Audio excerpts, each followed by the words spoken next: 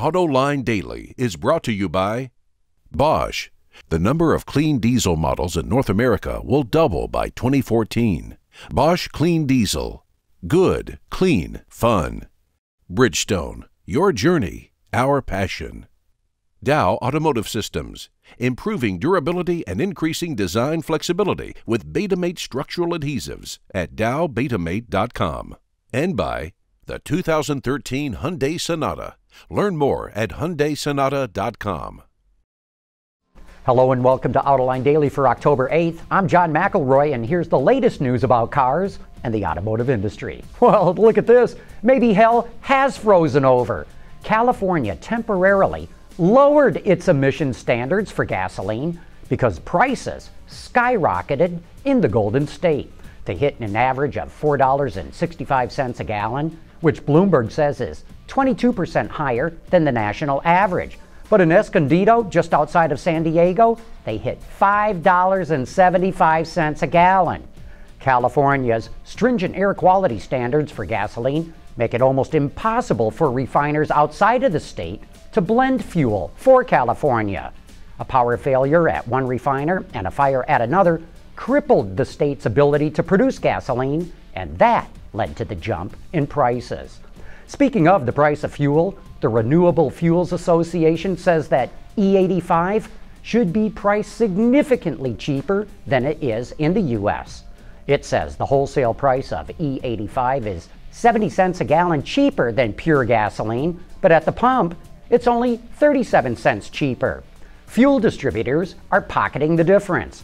E85 delivers about 20% lower fuel economy, so unless E85 is 20% cheaper than gasoline, motorists have no financial incentive to use it. Without that markup for ethanol, it's possible a lot more motorists would use it. The U.S. currently has over 8 million flex fuel vehicles on the road. General Motors announced it's moving its hydrogen fuel cell research to Pontiac, Michigan. According to the Detroit Free Press, GM is closing its fuel cell lab near Rochester, New York, where it's been for years. GM says it will help having its powertrain research in one location, and that will also save money. Last week, we reported that car sales for Japanese automakers in China are plummeting because of anti-Japanese sentiment. Now Bloomberg reports that Hyundai and Kia are the big winners in that dispute. Last month, the two combined sold nearly 128,000 vehicles in China, which is 9.5% higher than their previous record. And speaking of China, Gasgoo reports that Volvo is going to miss its 2015 sales target in the country. Geely's chairman, Li Shufu, boasted that he would boost Volvo sales to 200,000 cars a year after Geely bought Volvo, but the company is severely underperforming the overall market. Volvo is forecasting sales of 46,000 vehicles this year in China. We now have our first look at what will become the new 2014 Kia Forte sedan, thanks to Chilean blogger Ramon Rivera. The new Kia Cerato, also known as the K3 in South Korea, is on display at the Santiago Motor Show in Chile, and that will be the new Forte in the North American market. The design borrows from Kia's upcoming flagship, the CARRERAS, and brings in an upscale cabin design that we've seen in recent Kia releases. No word yet on any powertrains, but we're expecting a 40 mpg rating on the highway. The Forte should debut in the U.S. at either the Chicago or New York auto shows. Hey, it looks like Porsche has reclaimed the title of the fastest production car at the Nürburgring. The new 911 Carrera S lapped the ring at 7 minutes and 37.9 seconds. According to Porsche Boost, that's a full 2 seconds quicker than the time it posted last year, not to mention a few tenths of a second faster than the Lexus LFA, Corvette ZR1, Nissan GTR, and Ferrari 458 Italia. Not too shabby, if you happen to ask me. Coming up next, we're going to take a look at the fashion aspect of the Paris Auto Show. We're going to look at what the models were wearing, and I'm not talking about the cars.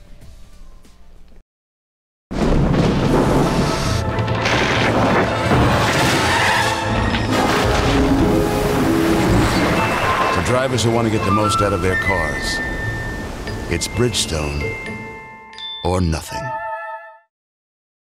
The Paris Auto Show gave us a look at some of the newest cars coming out, but Paris is all about fashion. We ran into Margery KREVSKY at the show, who was there to evaluate how automakers are dressing their models and subject matter experts to create the kind of look that they want at their display stands. You may remember Margery from the Sirens of Chrome shows that we've done with her, but let's let her tell you what she found in Paris.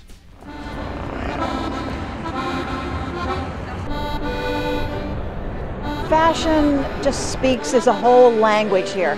Many people come here and they're after the technology, the new trends and whatever. I'm looking for new trends in their interpretation of product specialists and fashions. And of course, the first place I go to are the upscale European brands. And that's Alfa Romeo and that group, Maserati. And first of all, they hire professional French models who could be on the cover of Marie Claire. And they may not know much about auto shows, but certainly I get a lot about what the interpretation is of their fashion. And many times they are haute couture designer fashion.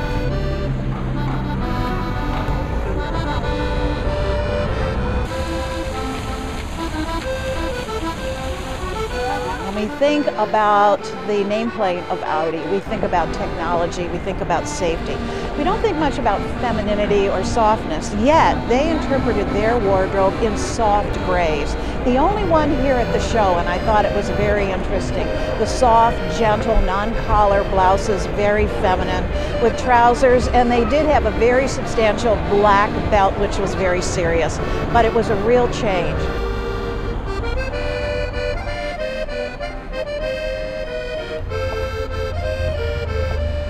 What I've seen, the major trend here is the little dress versus the pantsuit is really the supreme fashion trend. I see the little black dress interpreted in red at like Toyota, at Alfa Romeo, at Nissan, and at Renault. So there are 4 major brands who are interpreting it. And then I see the little black dress in like 1960s shapes, like a shift, a CARRERAS shape all over. So that's really what I'm seeing that has caught my eye. Margery KREVSKY gave Autoline a little bit of a scoop while we were talking to her that she has not yet publicly announced. Starting with the LA show next month, she will be providing the product specialists or models for GM's 4 brands at North American auto shows. So congrats to her. And then don't forget to join us for Autoline After Hours this Thursday night. Besides having the best insider information of what's going on in the industry, we'll have Candace Wheeler, a technical fellow at GM and one of the foremost experts in the world about fuels, all kinds of fuels. So join me and the auto extremist Peter DeLorenzo for Autoline After Hours. And that wraps up today's report. Thanks for watching. We'll see you tomorrow.